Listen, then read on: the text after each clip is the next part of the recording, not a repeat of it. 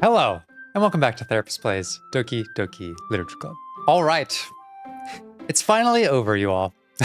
And by that, I mean the trauma content from this particular series.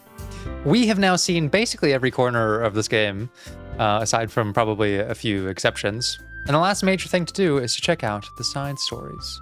And I am excited for these because apparently it shows a side to the Dokis that is uninfluenced by the narrative structure of the main game, which I'm really curious about to see like what kinds of character things get revealed and what the relationships are like without the incidents that caused Monika's manipulation and the decompensation of all of our characters. So it's time to dive in, and we're going to start with this very first one here, Trust.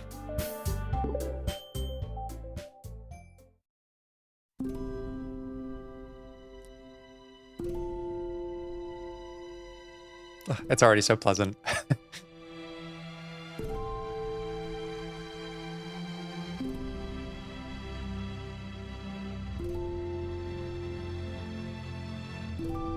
So normal. But where is everybody? Aww. Wow, the music just hits so differently without that very intense, bubbly feeling of the main game. Okay, everyone.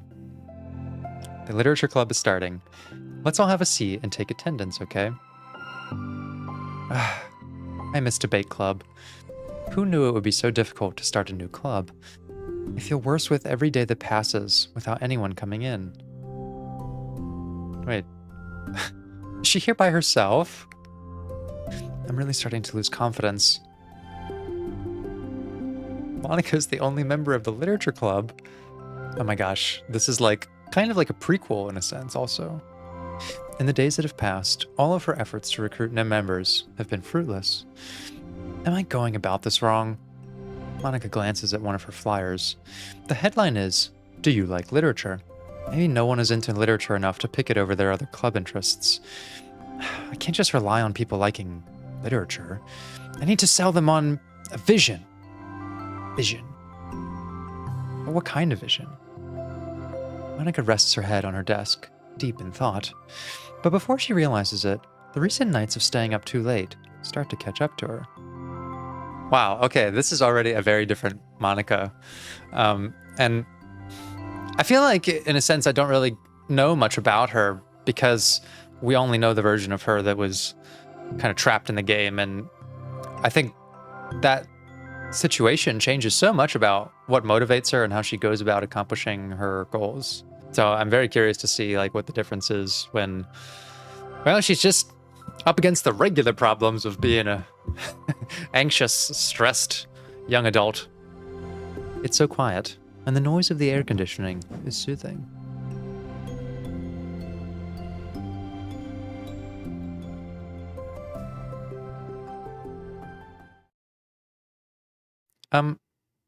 Hello?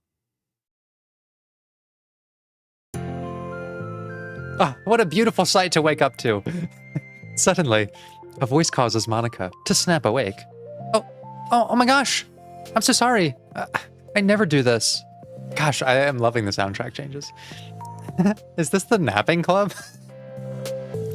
No, this is... Monika pauses, suddenly embarrassed to admit that this is, in fact, the literature club. This is the literature club. Yay! I got it wrong for a sec. I'm super sorry. It was like so unprofessional for me to do that. Don't apologize. I do that all the time. This is so pleasant. This is so pleasant and healing. Oh, did I miss the club meeting? Where is everybody?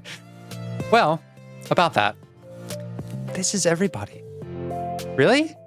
Just you? Oh, I love that Sayori's like also the first person to attend. I guess it makes sense that she became the vice president. I'm having a similar experience, which is, this is normally how I sort of wake up every day. It's just this little creature in my other one. Brady, is the snapping club? Aren't you going to feed us soon? Really? It's just you? But we're getting... But we're getting more members. I'm working really hard on it. Hold on a sec. It's just you.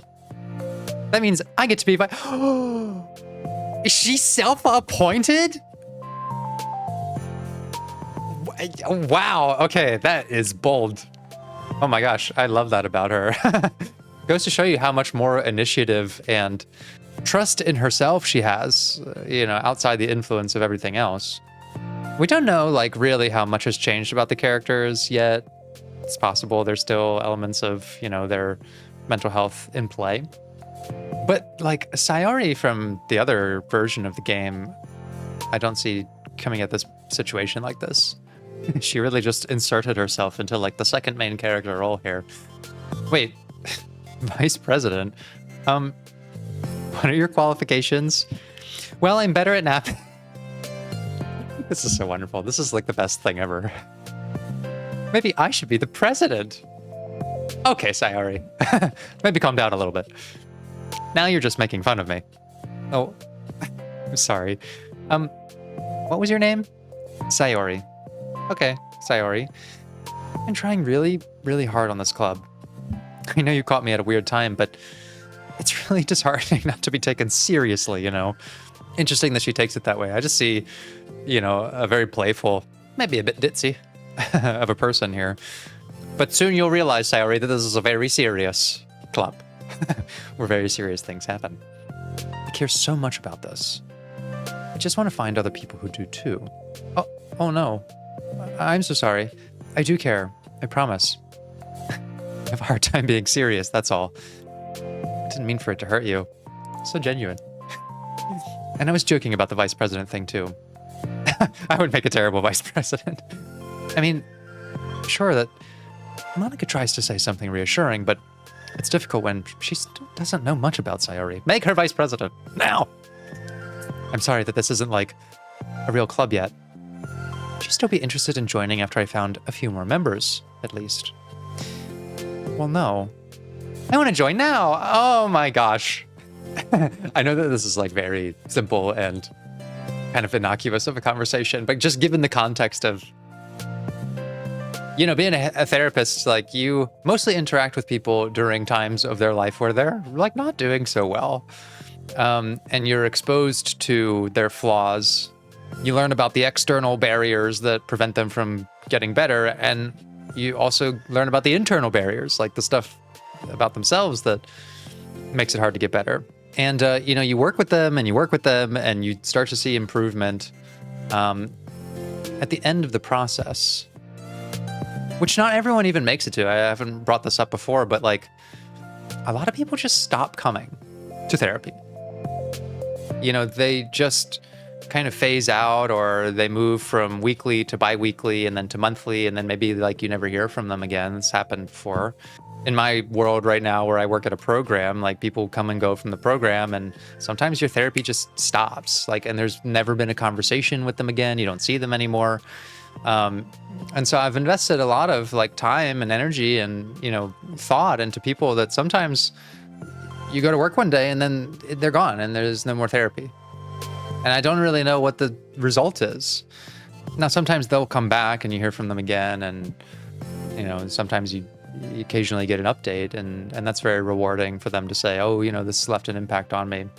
But it's a little like teachers as well. You teach a kid for a long time, and then they might graduate, and you don't know really what your impact is long term. It is much less the volume of people who I have done therapy with, and we naturally reach what's called the termination phase, which sounds kind of scary, but really it's like the goal. You terminate therapy, which means you complete it. Like you complete the initial goals that you set out for, additional goals that you've kind of discovered along the way. And it's never usually a point where like all of their problems in life are solved or anything, but you've hopefully helped them develop skills and perspectives that they now can deal with the things that are going on without much additional intervention, and they have the support needed. And sometimes the client initiates that, and sometimes the therapist does. It's usually a collaboration between the two to say, like, I think we're kind of reaching the natural endpoint, and then to, close things out with like discussing what the person learned and how they're going to progress forward. And, the door is always open to come back if needed. But that's rare. That is actually a very rare situation in my world so far. Maybe in private practice, you have more of that kind of natural endpoint, but like working in a mental health program is kind of rare. And this feels a little bit like, getting to see the people that you've like spent so much time with, and I know so much about their problems and argued for their strengths and capabilities, to see them worked out in a more naturalistic way, like happy. It's a rare thing, and it's something I don't get to experience much in my actual work, and very rarely in video games as well. Do they supply you with like, hey, what would it be like if we took all the bad stuff out of the game and it was just fun? What if it was just healing? So I am loving this. I'm living for it. Really? Yeah. It sounds like a lot of fun. Besides, I can tell how hard you've been working. You're doing something amazing, and you should be proud of it, So let me help you turn something stressful into something fun. What an angel. And I just love how simplistic it is to her. Like, oh, let's turn something stressful into something fun. I wish it was always that easy. If nothing else, I'm good at that. So look at that. Even recognizing her own strengths. Oh, this is beautiful. Honestly, how can I possibly say no to that? You can't. Don't you dare say no. It's really sweet of you, Sayori. Oh, I'm Monica, by the way. Monica. That's such a cool name. Well, now you're just trying to cheer me up. But you're smiling. Well, I didn't say it didn't work. Oh my gosh. I just love how much they are actually friends. None of this like, hey, Brady, you should really go check on Sayori, since you're the main contributor to her depression right now, because you're totally ignoring her, because I want you to pay attention to me. This is such a world of difference. Monica glances at the flyer on her desk and realizes that her name is already written on it.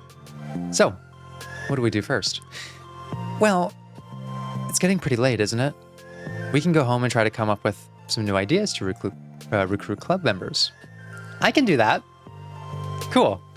And I think I need to put some more thought into my vision for the club. Like a mission. My mission is to make everyone happy. And I do believe that, and I'm curious how much of the underlying incentive is because I don't know how to make myself happy. Like, is that still the case? Is this a compensation in the same way? Yeah, something like that. I need to think about it. Hey, do you like hugs? I guess so. Sayori suddenly pulls Monica into a friendly hug, then lets go. Some people can just really use a hug sometimes. Oh my gosh. What a nice thing to do as well, seeing like, Monica sleeping. It mentioned that she was up all night, maybe that's from like her additional school priorities and stuff. But in a sense, it feels like Sayori genuinely knows how to cheer up Monica and make her happy, not at the expense of her own needs, which was really the problem before. I have to make Anime Brady happy, and doing so means that if he's interested in someone else, I have to suffer in silence because I really want to be with him, but I'm going to reject myself. Or like, it was all of this in the pursuit of someone else's happiness. What do I have to give up? And well, she's not really giving anything up here. Is guilt-free positivity so far. I'm hesitant to commit my energy to something that's suddenly going to turn bad. Besides, Sayori whispers loudly, hug energy is what keeps me at my best. Hug energy? Monica laughs. Although Sayori is very different from her, Monica feels her spirits lifted. And look how much success she's already having. And Sayori, I wish you could see into this reality that it's possible to make people happy by uplifting them, and not always at the expense of your own needs. Maybe it's just because she finally found another club member. I don't think that's what it is. I think it's impossible not to instantly fall in love and feel cheery when you encounter such a bright and bubbly person like Sayori. It's probably also the fact that she has another club member. But, well, I'm looking forward to tomorrow then. It'll be fun. Yeah, I'm excited. Even her posture, it doesn't seem to read to me as like, off balance anymore, but more so like bursting with energy that she literally can't contain it. I'm going to think really hard tonight about how to get more people. Yeah, me too. It's beautiful. It's beautiful. A day passes, and the time comes for the literature club, Monica and Sayori, to reconvene. As president, Monica ensures that she's the first to arrive to the club room, as a good president does. But she finds herself waiting longer than expected for so.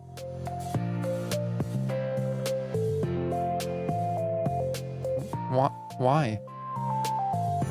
Don't tell me. Don't tell me she's oversleeping. It's been 10 minutes already. Maybe Sayori changed her mind about joining. No, that can't be. She was so excited yesterday, but I'm getting kind of worried. Suddenly, Sayori comes bounding through the door. In her hand, she's holding a sheet. Oh my god.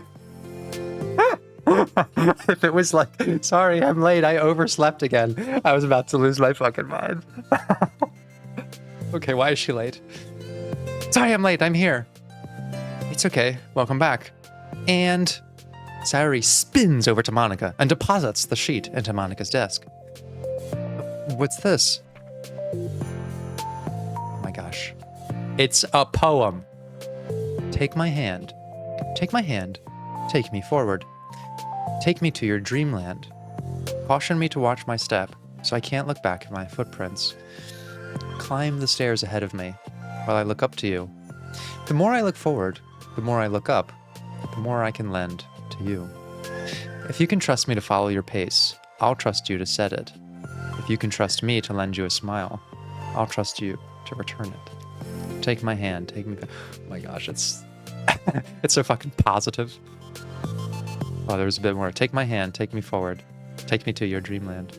Well, I immediately get a much more balanced perspective about what a relationship, what a healthy relationship should be from this.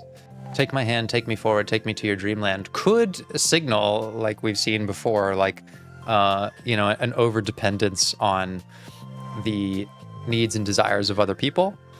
And the idea of like going to a dreamland that, everything is always going to be rosy and perfect in a relationship. So it is quite idealistic, but there is a little bit of like, caution me to watch my steps so I can't look back at my footprints. Caution me, like, you may have to look out for me because I am so smitten and so taken, on this adventure. So she wants someone to take the lead and also to recognize, she's got her own faults, and yet she can trust this person to, give her feedback or just have a reliance to look after her without that turning into, am I being rejected or is the facade broken? Because like, I don't think it's a bad thing to romanticize, the positive parts of a relationship. I think it's a little too easy to get cynical and say, well, if you think in idealistic terms, then you're always overlooking problems. Well, to me, this says more like, I am going to idealize this friendship or this relationship. Don't know if this is like for Monica or something. Kind of seems like it is.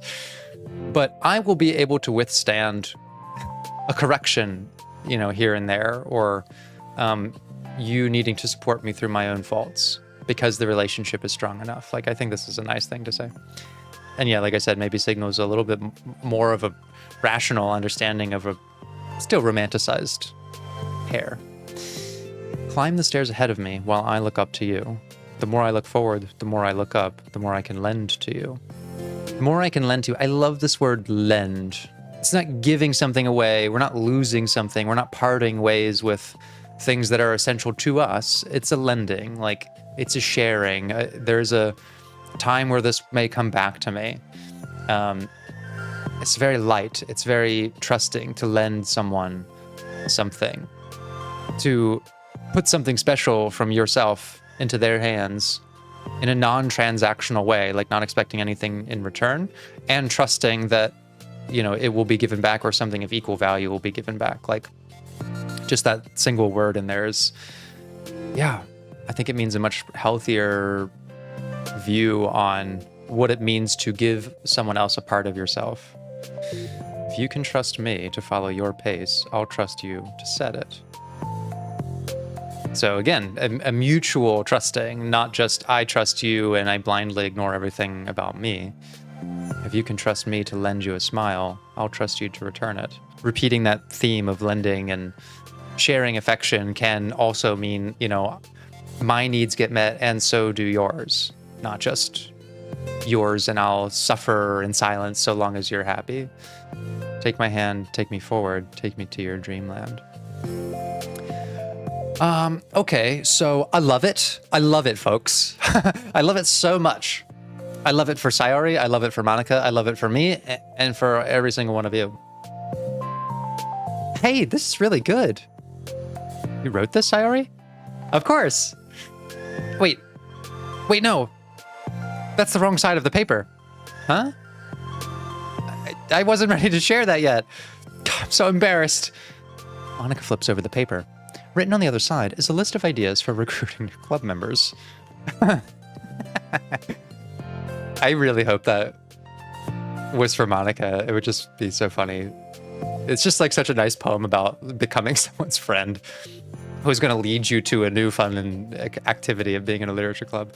Oh, so this is what you meant to show me. But I'm curious now. Do you write poetry often?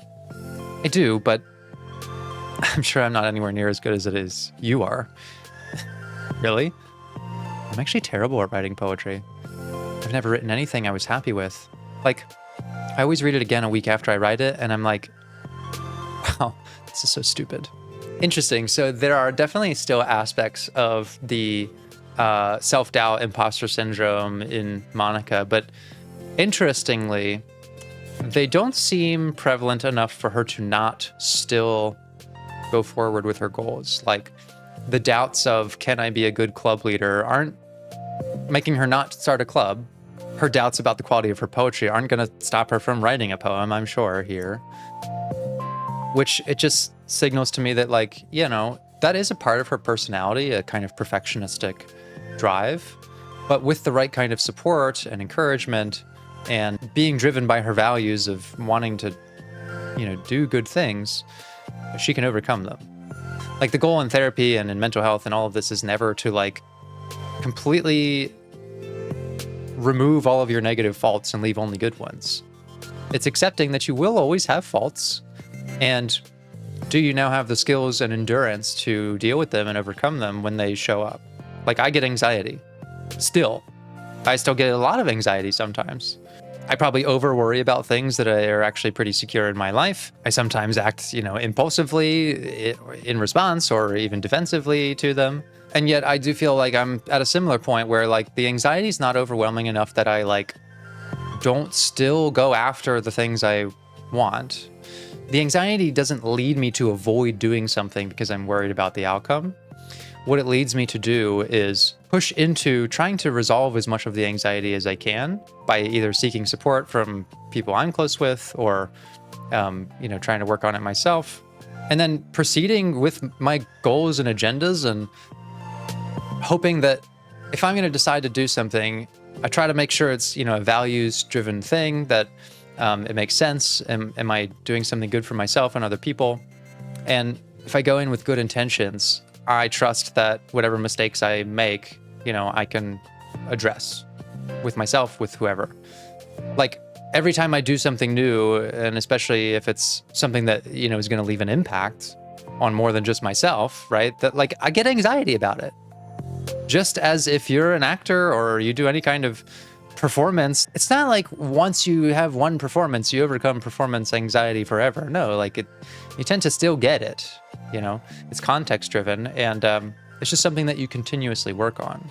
So even though I still get anxiety, the goal is not to remove myself of all anxiety. It's to accept that I will continue to have it.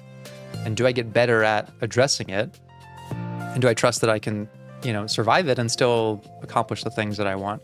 And I think that's kind of the situation Monica's in. She's always going to be kind of a perfectionistic person.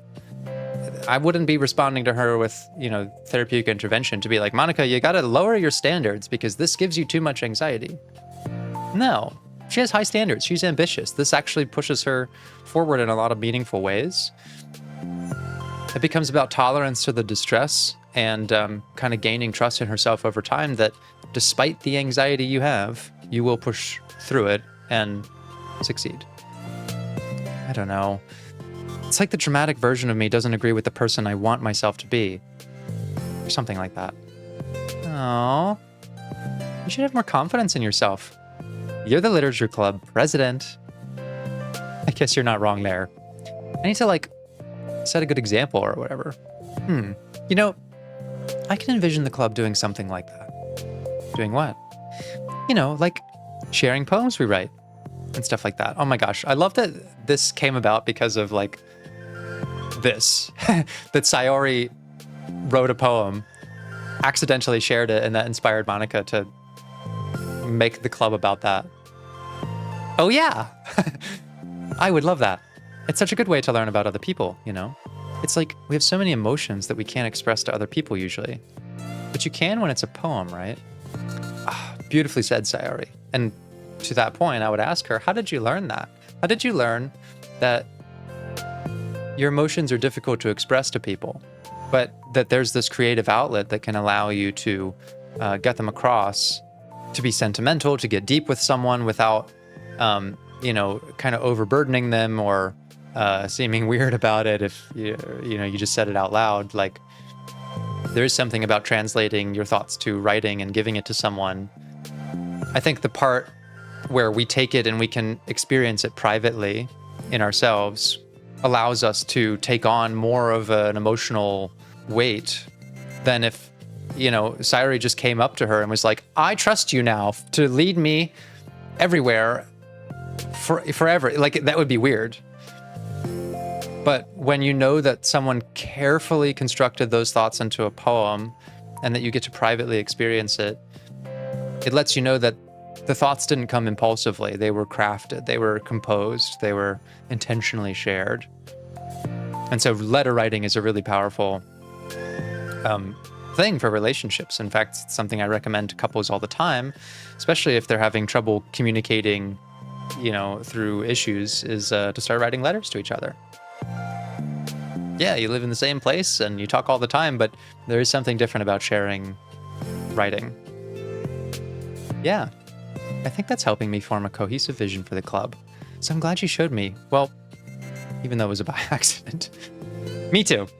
I felt embarrassed at first, but now it feels kind of good that someone else read it. I'll try to show you more of them in the future. I'd love that. Jeez, I'm getting distracted. You want to go over this recruitment brainstorm together? My brain stormed so hard. It was like a brain hurricane. My brain is a natural. Oh my God. And she is still exactly the same. Sorry, that's terrible. Anyway, let's take a look at the list. Make cupcakes. I was hungry. But it's a good idea, isn't it? Let me think about this. I mean, when would we have the chance to give people cupcakes? You know, like when they come into the club? What if we said we had free cupcakes on the flyers? I'm like kind of worried that that would bring in the wrong kinds of people, you know? Wrong kinds. People would just come for the cupcakes and then leave. Nobody's gonna do that. That would be mean. Oh, you poor thing. Oh, that is such a kind but naive assumption. But you know, I want to find people who are really into literature, even if they don't know it yet. Let's see. The next thing on the list. Hunt for people reading books. I don't think I get it. Like going around the school and finding people who are reading books, you know? Like in the morning or during lunch. And we tell them to check out the literature club. Well, the problem with that is like, wouldn't most people reading books just be doing it for an assignment or something? How would we know if they're just reading for fun? Well, we could ask them, but then we'd be bothering people who are trying to do schoolwork. I didn't think about that part. I'm sorry. Hey, don't apologize. You're coming up with a lot more things than I can. Oh, your next idea is to hand out flyers rather than just put them up on the wall. I'd definitely like to start doing that. I'm useful! Yay! I never said you weren't. I just need to think. What would we tell people when handing them out? I don't want to just be like, join the literature club. Let's figure out how we can better engage people. What if you told them about the club activities and stuff? What club activities? Yeah, I guess it's supposed to be my job to come up with that, right? Kind of seems like Sayori's doing a lot of the presidenting around here. A vision for the club. Okay, Sayori, pretend you're a normal person for a second. Wait, I didn't mean it like that. You know, like a random passerby who's getting a flyer. That's cool. That's totally fine because Sayori's not a normal person, actually, Monica. She's an exceptional person. How would you react to the idea of a literature club? Probably like, literature is stupid. I'm joining the anime club.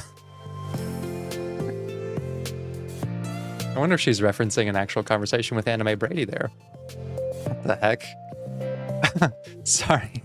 I was just thinking of a friend of mine. Okay. What if we said that we, like, do group reading and discuss it together? I would probably nap through that. That's you, Sayori. Yeah, but that doesn't really sound fun to most people anyway. We need to really catch their interest, you know? This sucks. Why is this so hard?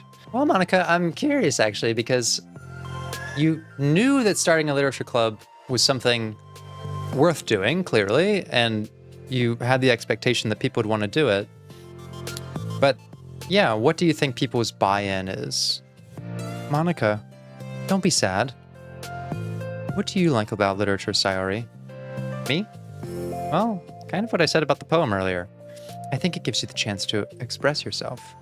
Like, express yourself in ways you can't normally do when you're just doing your normal day and talking to your friends. I mean, we all have so many thoughts and feelings that we just don't get to share, you know? It's like intimate. Yeah. How do we get this across to people? We could be like, express your true self. Be intimate with... Oh my goodness. Yeah, this... Okay, that's kind of... I'm just kidding. Oh my gosh. What is it? I forgot all my things in my classroom! I've gotten too excited and rushed here. Silly me. Rush, but we're... never mind. Did you want to get your stuff then? I'll forget it if I don't do it now. Well, I'll wait for you here then. Okay, it'll only take a second. Sayori dashes out of the room, leaving Monica momentarily alone. Monica sighs and starts jotting her thoughts on a sheet of paper. Express yourself. Be who you want to be. Make new friends. Discover a new you. Discover your heart. No. Write your heart out. No. Write into your heart. Write the way into your heart. Join the literature club. Write the way into your heart. Wow, that's lame. Monica! You startled me. Sorry, but it's something important. On the way to my classroom, there was a girl reading a book. Reading a book? Let's hurry and recruit her. Wait, are you sure she's not just doing school homework? I could tell she was really into it. Well, I guess we could take a look. They are really hunting. See how the creature with the long flowing hair grazes upon the pages. She's vulnerable. Wouldn't be expecting an attack right now. Monica grabs one of her flyers and stands up from her desk. Then the two depart the classroom, with Sayori leading the way. This way! You don't have to run. Sayori leads Monica over to a particular classroom, then lowers her voice to a whisper. See, in there! Monica peeks through the window. Sure enough, there's a girl sitting alone, intently reading a book. I feel like a creep doing this. You should go inside and talk to her. Me? You're the president! And I would probably scare her away. That is a very interesting comment, though, because it does suggest that she is aware of, like, the impact of her energy levels and that sort of thing, which, yeah, it's a little more self-considerate than we've seen from her previously. Okay, fine, I'll do it. Monica takes a deep breath, then timidly enters the classroom. That was fast. Oh my gosh. I'm so embarrassed. Why? What happened? Well, I entered the classroom and she didn't even look up from her book. So I kind of just left the flyer on her desk and then walked out. That's kind of cute. But I'm sure she'll see it and want to join the club. I hope so. Shall we head back now? Wow, so even Monica was intimidated by, I'm assuming, Yuri. Of the two absent members, I think like someone sitting alone intensely reading a book makes more sense to be Yuri. But in a way, it also makes me feel like Monica is much more her natural self here because she humanizes with Yuri or whoever she's talking about in a way that she really wouldn't and doesn't in the main game. She doesn't consider them real people, even though they're like her friends, or she thinks they're her friends based on the memories of the characters she is in the game. And so she's kind of dismissive of like their personality traits, but this is a very human thing. Like, I don't want to bother this person. I don't want to leave a bad impression. Like, I think the fact that there are insecurities and anxiety like that are naturally humanistic things, which is also another reason why it's not really the goal to like get rid of all that stuff. If you're not fearful at all of like hurting other people's feelings, then you can't empathize. Shall we head back now? The two head back to the club room. Sayori feeling rather accomplished, and Monica still feeling a bit embarrassed by the encounter. And also embarrassment being one of those signals, emotional signals of, am I acting within my values or not? Now, I don't think that this is a moment where she has left her value system and embarrassment is telling her to get back in. I think it says more to the value of, I don't want to do something wrong here. I don't want to fail at this. I don't want to bother this person. And the embarrassment is a preemptive emotion telling her, like, did I do that right? Was that the right decision? Am I living by my values here? Upon returning, Monica and Sayori resume their strategy meeting. They discuss various different kinds of recruitment tactics, from professional to silly. After going through Sayori's list, and with Monica coming up with ideas of her own, the two end in a better spot than from where they began.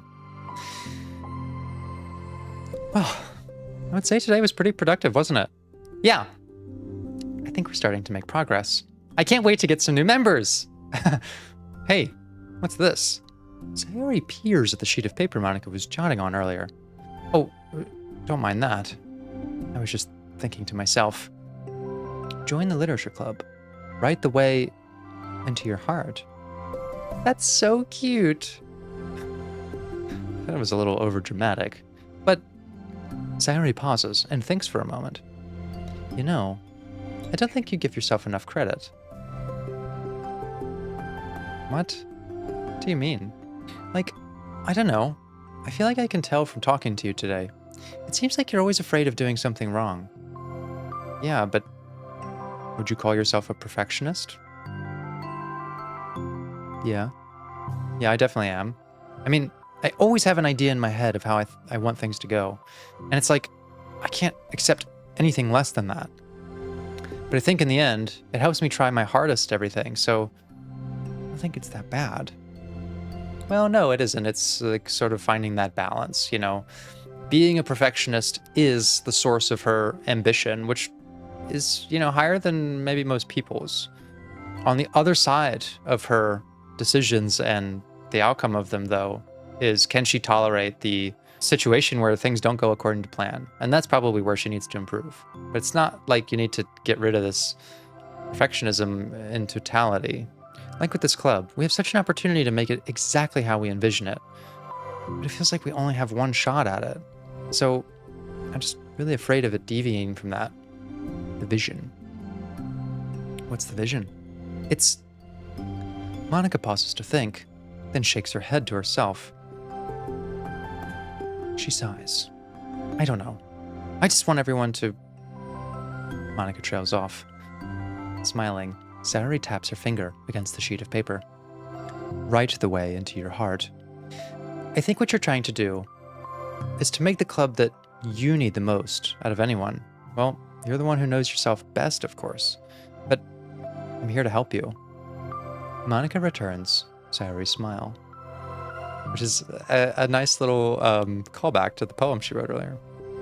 It's sort of amazing how kind you are. I agree! Oh my god, it's so nice to hear them talk to each other like this. They are actually such nice and natural friends. We're really going to make this the best club ever. And I think the compatibility there is down to, like, Sayori really does not get invested in the outcomes in that same perfectionistic way. She is totally fine to just sort of like pivot and, do something different and really rolls with the punches. At the same time, she's like not that self-driven and ambitious in the same way that Monica is, thinking big picture about things. And so they really fit well together in terms of what they can offer each other. Monica as a leader and Sayori as a cushion for when things don't go exactly according to plan. That immediate feedback of like doing something, not thinking it went well, and Sayori just immediately being like super excited and happy about it. It models for Monica what the potential response to something not going well is, which is like, it cannot go well and you can still be happy. In fact, you can be effusive the way Sayori is. I think it's great. I think it's wonderful that they found each other, everyone. Sayori nods, and the two remain silent for a moment, lost in thought. The only sound is the steady whisper of the air conditioner, and the only movement is the afternoon sunlight trickling its way in and out of the moving clouds. This is very peaceful. Sayori breaks the moment with a big yawn. Time to go home? You tell me. You're the president. In that case, today's meeting is officially over. I look forward to tomorrow. Me too. Sayori beams and grabs her things. You can go on ahead. I need a few minutes still. Oh, I can wait. That's all right. I just want some alone time. In that case, Sayori waves enthusiastically at Monica. Good luck. Monica smiles and waves in return as Sayori spins her way out of the classroom. All alone, she sighs to herself and takes a minute to zone out. She wasn't prepared for the self-reflection encouraged by Sayori, but she decides it was something she probably needed right about now. That is one of the most valuable things about a good friendship, and even sometimes just an encounter with a stranger. If you're curious about other people and you are open to positive change in yourself, simply seeing someone else respond well to the thing you struggle with can be hugely impactful because it's a kind of self-discovery. One of the things that I think Monica struggles the most with and would be part of the therapeutic process with her is she kind of thrives and also struggles the more that she increases her demand load. Because she is so goal-oriented, everything is a series of tasks and they have optimal outcomes, and she's very self-directed. So everything is about like, what do I have to do to achieve this? Like that's kind of the main way that she processes and organizes things. And in a sense, that gives her like a very clear sort of track to what she's trying to do. And she's probably so used to having a high demand load that she doesn't know what it's like to have less. Self-reflection, even by itself, is a less organized process in a lot of ways, and maybe not something that Monica does a ton of naturally. She probably reflects more on her process and whether the tasks she set for herself are completed correctly, and just a lot more objective. But reflecting on yourself is difficult. It's kind of abstract, and there are no clear conclusions between like, well, I said I wanted to do this, and did it happen or not? It's like, well, what kind of person do I want to be? You can see this in the way that she's struggling to find a vision for the club. Like, there is no prescriptive ideal vision of the club. What do you want it to be? Like, it's just your choice. You can't be perfectionistic about that. It's just your preference. And that's something that Sayori really helped her with, I think, realize was like, this is something you don't have to treat as a task to complete with a good or bad outcome. The fact that she just experienced that from Sayori, being in proximity to her. When we self-discover something, it does not feel like another part of the demand load. It's not a task you're given to yourself. It's not, Sayori didn't say to her, now think about this, Monica, and decide what you want to do. It's just come about as a natural consequence of their interaction. And so I think it's like kind of helped Monica, one, lower the demand load on herself, which allows for a moment of slower self-reflection. And to see that success here with like, what do you want this club to be? It's not an objective thing. It just comes down to like, do you want it to be like this? And it doesn't matter if that's like, exactly what the objectively best version of it is. So in a sense, like therapy with someone like Monica, who's more perfectionistic, they want lots of homework. They want to be told, and I want you to do these things. And they might really like cognitive behavioral stuff because it's very organized. And, as much as it might be a little bit challenging and difficult, I would want the process to kind of be an inversion of that, okay? More incitement of self-reflection. I wouldn't task her, right? Increase the demand load on something like, go write a list of visions for the club and, organize them into most preferred and do pros and cons. Like, this is the kind of stuff that she's used to doing. I'd want this to be a little bit more like soul searching. And what I might recommend, knowing something about Monica, assuming, we already know that she likes poetry and likes writing, is I would look at the way that she describes what she wants. I need to have a vision for the club. It needs to be all of these things. And I'd say, I want you to try to write a poem that is about your vision for the club, and maybe the process of looking for it, but doesn't use the word vision, doesn't use the words literature club, does not use any of the primary descriptors of the thing that you want, to help her kind of really explore in her mind a less objective, less optimal description of what she's really looking for. And, using her strength of writing as an outlet for that. The club that I need the most. I don't get it. I just wanted to start a club with more passion. Something that I could use to help lead people to happiness. Literature is the key to that, because it's the window to the real person inside of us, underneath the person who's forced to always smile and blend in. It's a very interesting philosophy. Very different from, the Monica that we see in the end of the game, who I think has a more cynical view on what the nature, the deeper nature of people is. Whereas here, what she's saying is that, there is a deeper, passionate individual, in everyone, and that there's this amazing outlet to uncover and reveal that, that's not under the pressure of like the sort of social requirements of, being a person in the world and needing to smile and be all of these things. In some sense, writing is her escape from all of the things that she does very well, but struggles anxiously with, which is, presenting herself well, being a perfectionist, always doing everything well and on time. What she's describing, folks, is the inner Sayori, who is just an uninhibited, positive beam of light and energy that she can't access because she cares too much about what people think. And Sayori doesn't in the same way. She cares about what people think in a different way. That person who's forced to be perfect. And this is another aspect of like, working with Monica, that where has she gotten this idea that you are forced to be perfect? Like, is that an external message that she's receiving? Internal one? Like, why is that the standard? Monica suddenly notices a folder on the floor by her desk. Did Sayori leave this behind? I hope it doesn't have her homework in it. Worried, Monica opens the folder to check. Poems. It's a folder of poems. My gosh, another poem. Sayori poem.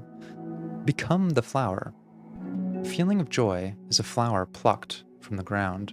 The color, the scent. It's so pretty in my hair. Every day, I pluck some flowers as though they grew just for me. A lifetime of peace and nourishment, yanked away in an instant. All for me, all for joy. I need more. I need more joy.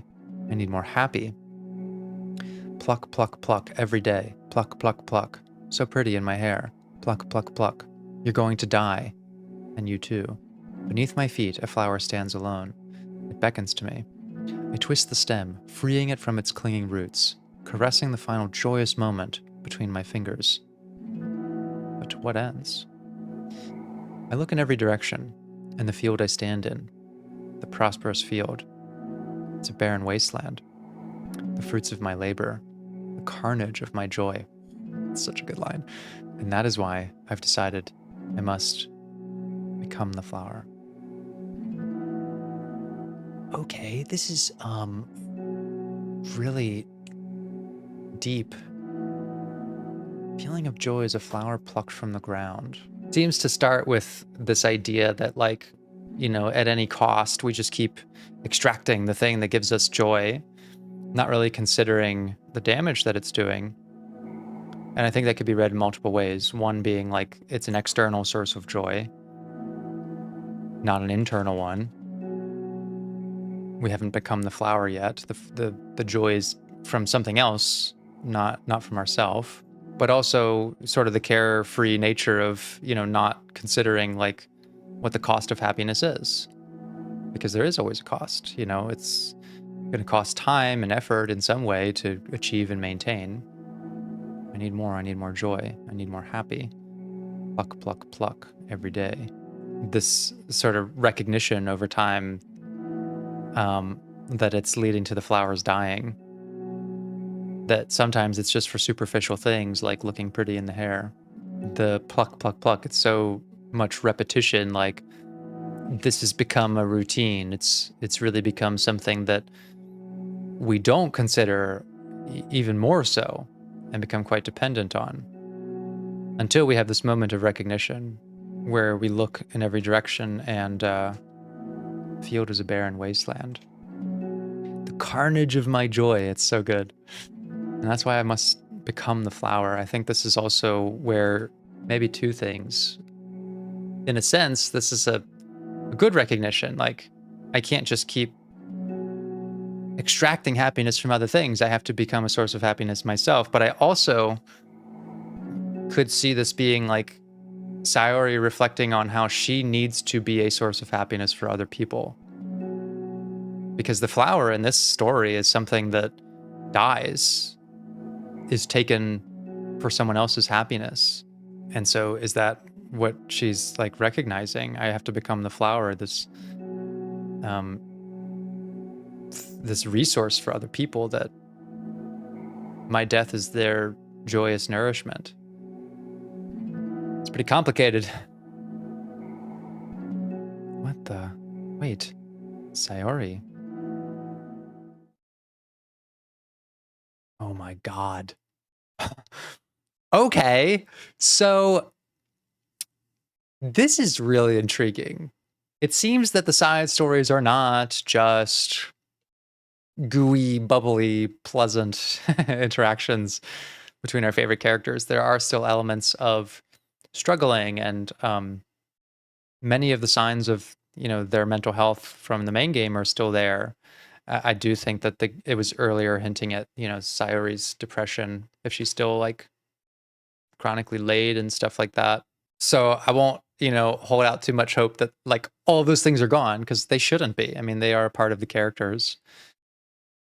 But I guess what I'm excited to see, and I'm seeing a bit of this so far, is how do those genuine, real problems progress when they're not being modified and twisted by the circumstances of the main game?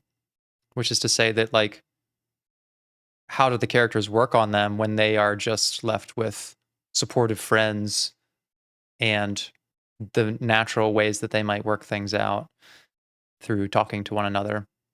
Very intriguing so far. So I'm really curious to check out the rest of these. It looks like maybe this is scenes between these characters. So like this would be part 2 of Monica and Sayori, and then Sayori and Yuri. So maybe it kind of punches into those specific relationships. Okay, well, we're gonna pause there for now. I really enjoyed this. I really, really did. I think it gave us such a different view of characters that we know so very well by now, and in a way lets us, see their problems a lot more clearly, and also allows me to talk about them more clearly because I can sort of understand that, these are the natural consequences of their natural lives, not twisted by exceptional circumstances of the game's narrative. Ah, I love it, you all. Thank you for encouraging me to get to these side stories because, yeah, I'm really eager to check them out now. Um, with that said, we're going to pause it here for now. Thank you for watching. Be good to yourselves, and I'll see you next time.